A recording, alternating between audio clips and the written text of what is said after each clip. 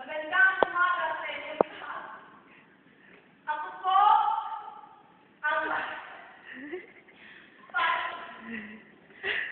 ang inyong Pangulong maglilingkod sa inyo.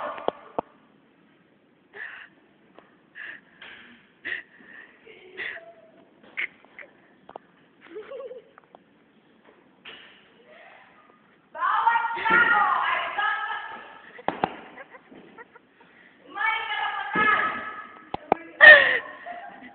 Ito ang ay pagtanggol ang lahat ng karapatan ng mga kababayan upang makapagboto ng susunod na Pangulo at ibibigay ko rin ang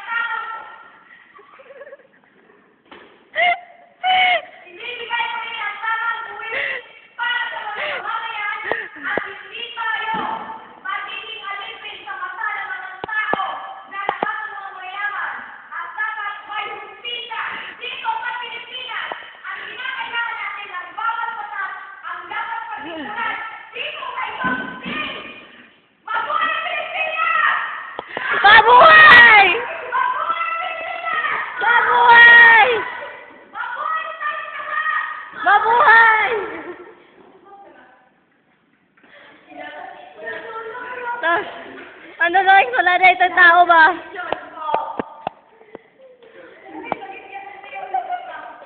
Hmm.